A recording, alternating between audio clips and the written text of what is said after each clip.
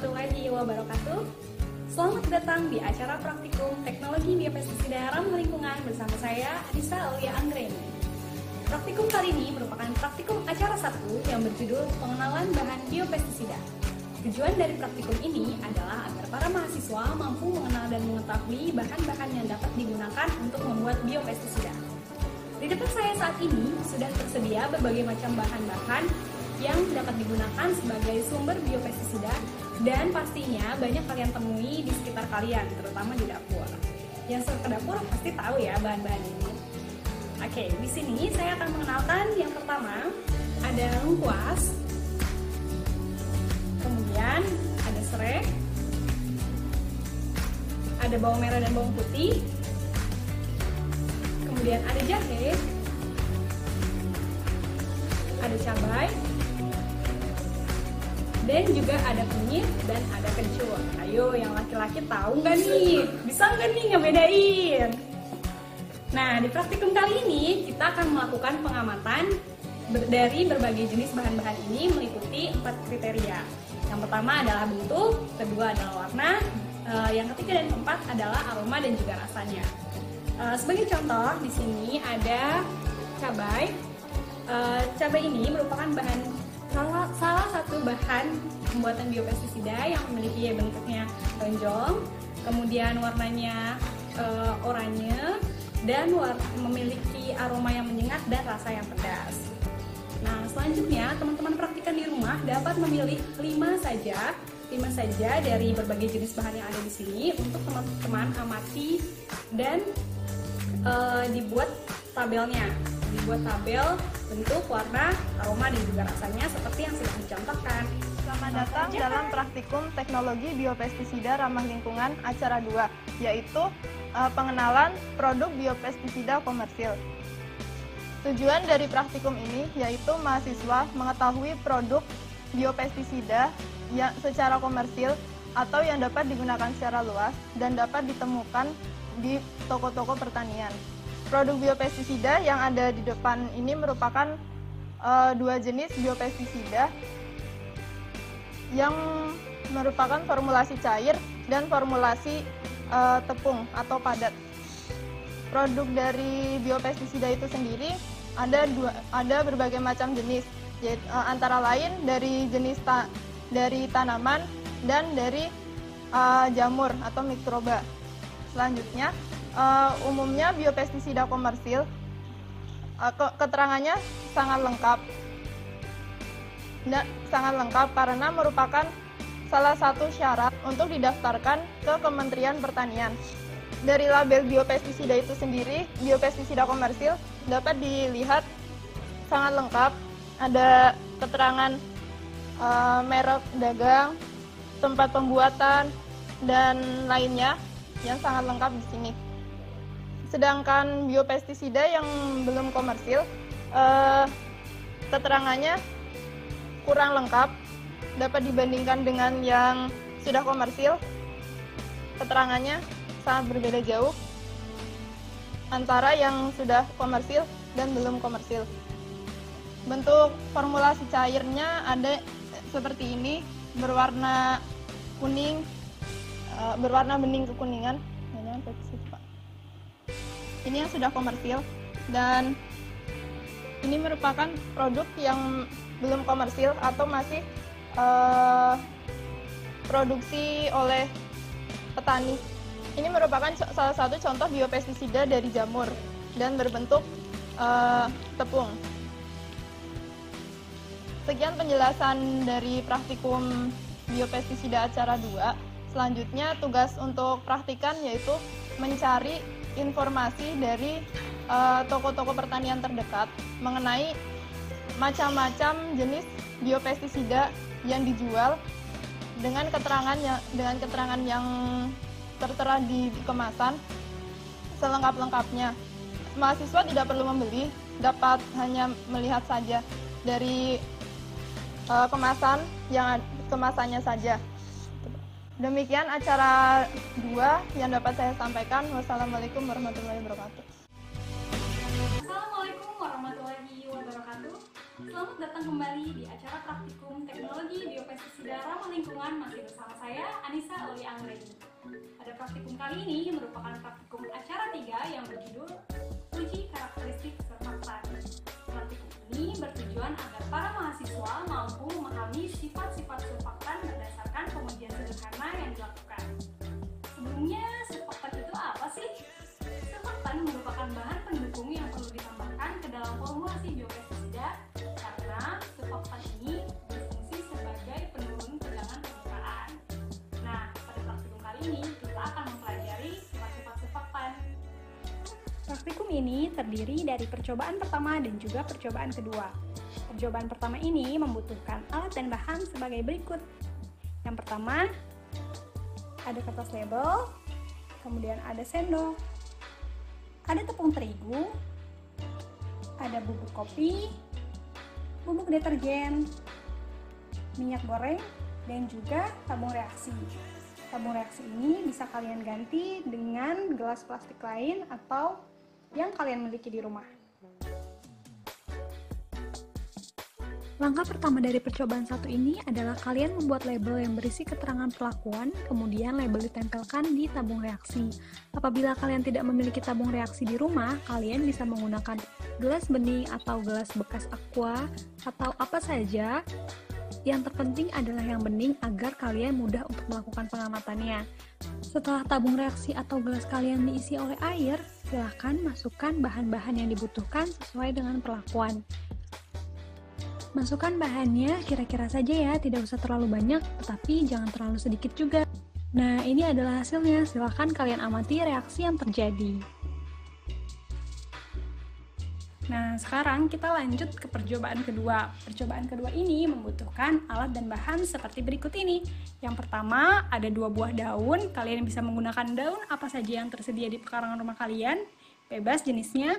Kemudian ada air, lalu ada larutan deterjen hasil dari percobaan satu tadi, dan juga yang terakhir ada tisu. Prosedur kerja yang pertama dari percobaan 2 ini adalah pada daun yang sudah kalian ambil, dibersihkan dan dikeringkan dengan menggunakan tisu. Biasanya pada daun yang ada di pekarangan itu kan kadang suka terdapat embun ya. Nah, itu kalian keringkan dengan tisu. Nah, setelah itu ambil sedikit air kemudian diteteskan pada daun. Kemudian, pada lembar daun yang berbeda, kita akan meneteskan larutan yang berisi deterjen. Nah, di sini aku mengambilnya dengan pipet tetes, kemudian aku teteskan pada lembar daun yang berbeda. Seperti ini. Setelah itu, amati reaksi yang terjadi pada kedua daun ini. Lihat perbedaannya, jelas bukan?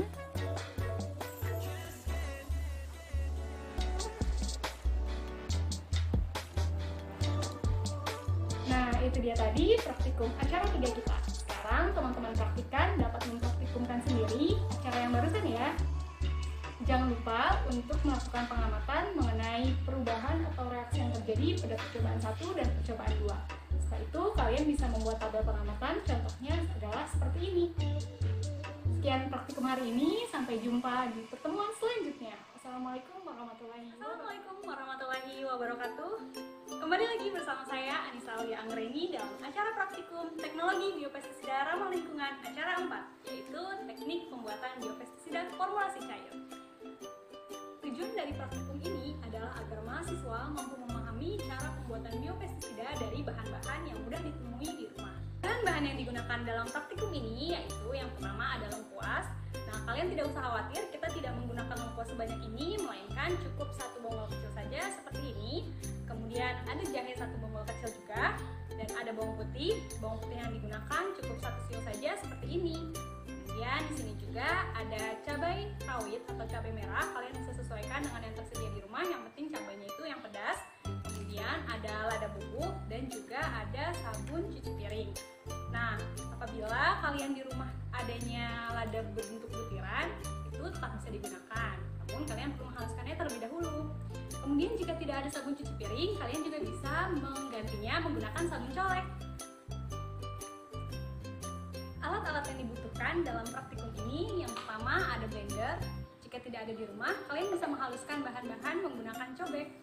Kemudian ada sendok, ada 1 liter air, ada botol bekas berukuran 1,5 liter untuk menampung hasil biopestisida kalian nanti. Kemudian ada pisau, dan yang terakhir kalian membutuhkan saringan. Jika kalian tidak memiliki kain saring, kalian bisa menggunakan lap bekas seperti ini, atau jika tidak ada, kalian juga bisa menggunakan kaos bekas yang kalian sendiri. Langkah pertama dalam pembuatan biopestisida ini adalah kalian harus memotong bahan-bahan yang diperlukan menjadi bagian-bagian yang lebih kecil seperti ini. Kemudian, bahan-bahan yang sudah menjadi potongan-potongan yang lebih kecil ini selanjutnya akan kita masukkan ke dalam blender untuk dihaluskan. Masukkan semua bahan yang dibutuhkan ke dalam blender, kemudian kalian juga bisa tambahkan sedikit air untuk mempermudah proses penghalusan. Ingat, jangan sampai ada yang terlewat ya. Campuran air, sabun cuci piring, dan juga bahan-bahan yang sudah dihaluskan tadi, kita diamkan selama 24 jam dalam keadaan tertutup. Nah, bagi teman-teman yang mempunyai ember dengan tutup, kalian boleh menggunakan itu, atau apabila tidak ada, kalian boleh menggunakan wadah lainnya, dan ditutup dengan menggunakan plastik yang diikat dengan karet seperti ini. Bisa disesuaikan dengan yang kalian punya di rumah ya. Kalau mau lebih praktis, kalian juga bisa loh menggunakan botol bekas. Ini adalah larutan biopestisida yang sudah didiamkan selama 24 jam. Larutan ini kemudian akan kita saring dan dipindahkan ke botol berukuran 1,5 liter.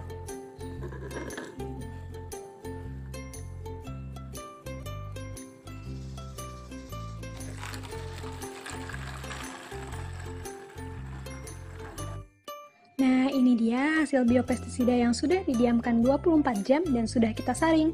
Biopestisida ini pun siap untuk digunakan. Nah, itu dia tadi proses pembuatan biopestisida formulasi cair. Sekarang teman-teman praktikan dapat mempraktekannya sendiri di rumah. Jangan lupa untuk melakukan pengamatan warna dan juga aroma sesaat setelah biopestisidanya jadi dan sesudah disimpan selama 24 jam. Sekian untuk praktikum hari ini, sampai jumpa di acara praktikum selanjutnya. Assalamualaikum warahmatullahi wabarakatuh.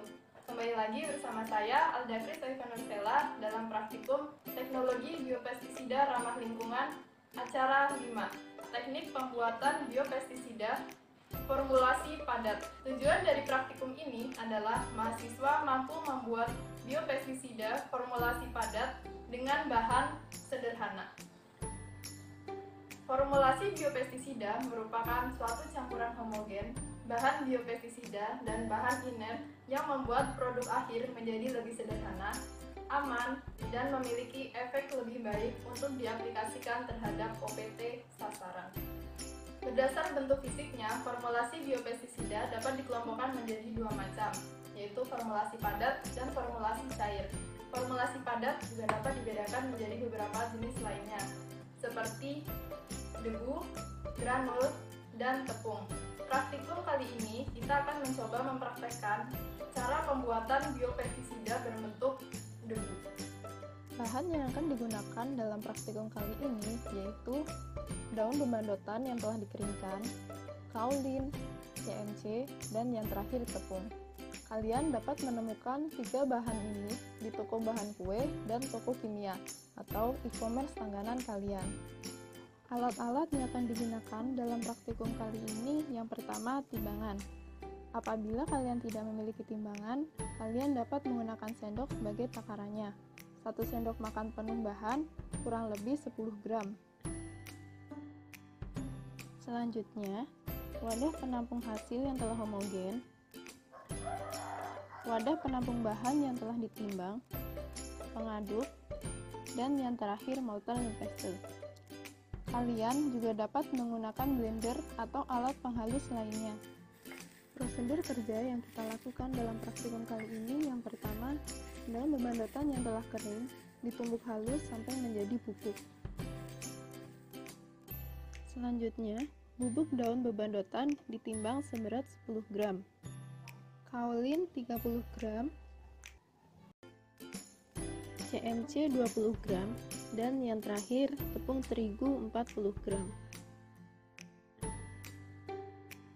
Seluruh bahan yang telah ditimbang dimasukkan ke dalam satu wadah yang sama. kemudian diaduk hingga semuanya homogen ya. Dan yang terakhir, pindahkan hasil formulasi ke dalam wadah yang telah disediakan.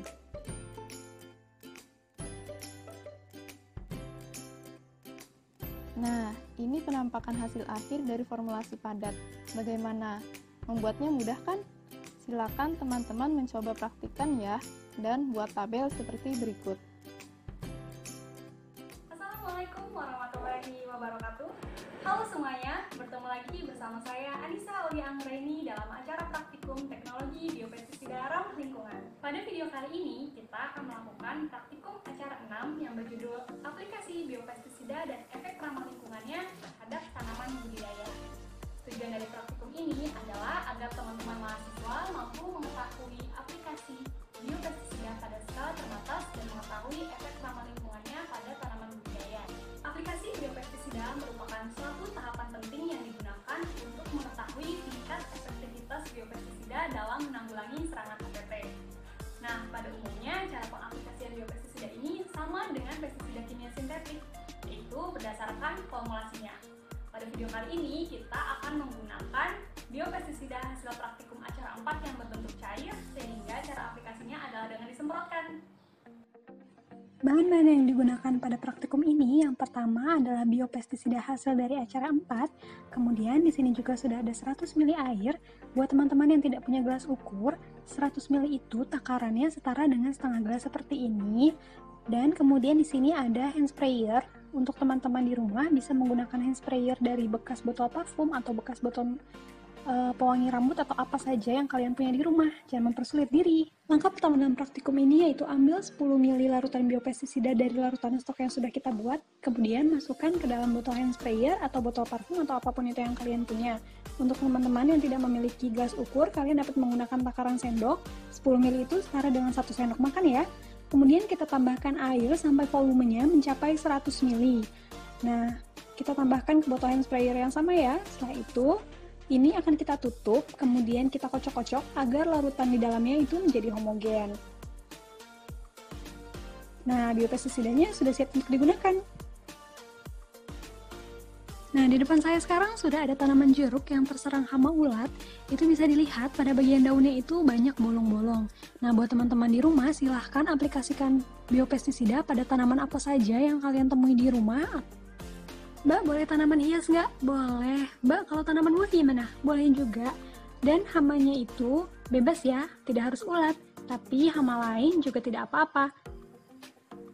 Nah, sekarang kita semprotkan biopestisidanya, kemudian reaksinya akan kita amati.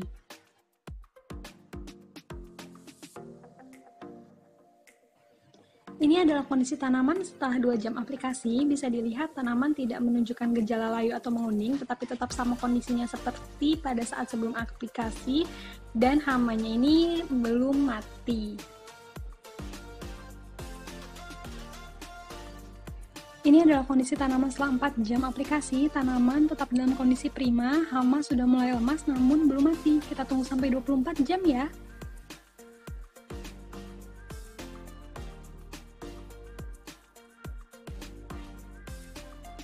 Ini dia kondisi tanaman setelah 24 jam. Bisa dilihat daunnya tetap berwarna hijau, tidak ada tanda-tanda daun terbakar atau menguning, dan di sini hamanya juga sudah mati.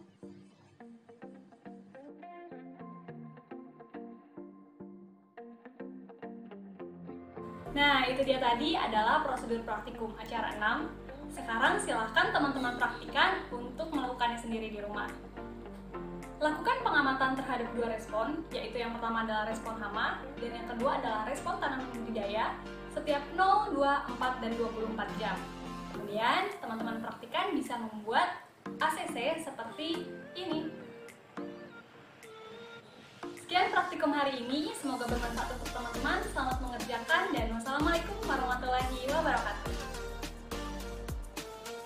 Assalamualaikum warahmatullahi wabarakatuh. Kembali lagi bersama saya Alda Kris Alexander Stella dalam praktikum teknologi biopestisida ramah lingkungan acara 7. Analisis ramah lingkungan biopestisida terhadap organisme non-target.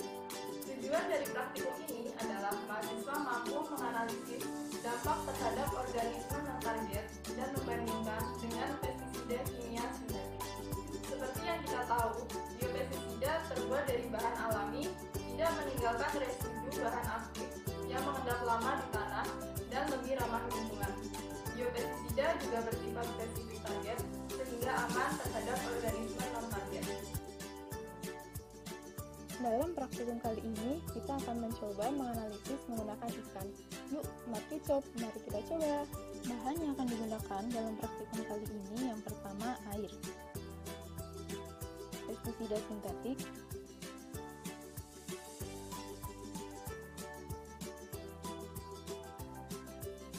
biopestisida hasil acara 4, dan yang terakhir ikan.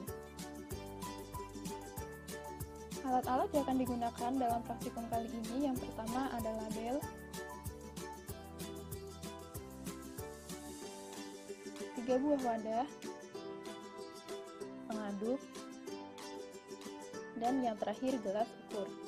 Langkah kerja dalam praktikum kali ini yang pertama, 3 buah wadah disiapkan dan diberi label. Wadah pertama dijadikan sebagai kontrol atau tanpa penambahan. Wadah pertama diisi dengan 1 liter air. Apabila teman-teman tidak memiliki gelas ukur, teman-teman juga dapat menggunakan botol bekas 1,5 liter sebagai takarannya dengan ketinggian 18 cm. Selanjutnya, wadah kedua diisi dengan pestisida kimia sintetik dengan konsentrasi akhir 20 ppm. Kami menggunakan pestisida berbahan aktif klorpirifos 400 EC. Teman-teman tidak harus menggunakan jenis pestisida yang sama ya, dan teman-teman juga dapat menggunakan jenis pestisida jenis lainnya. Wadah terakhir diisi dengan biopestisida hasil praktikum acara 4 dengan konsentrasi akhir 20 ppm. Untuk mendapatkan konsentrasi 20 ppm dapat dilakukan dengan cara mengambil 20 ml biopestisida ditambahkan dengan air sampai volume akhir menjadi 1 liter. Teman-teman juga dapat menggunakan tutup botol air mineral sebagai takarannya. 1 tutup botol kurang lebih 5 ml. Tahap selanjutnya, aduk masing-masing wadah hingga semuanya homogen. Dan masukkan 5 ikan ke setiap wadah. Dan yang terakhir, silakan teman-teman lakukan pengamatan terhadap kondisi ikan dalam rentan waktu 0 jam, 2 jam, 4 jam, dan 24 jam. Jangan lupa hasil yang diperoleh dicatat ya. Buat tabel seperti berikut dan cari LC50-nya juga ya. Selamat mencoba!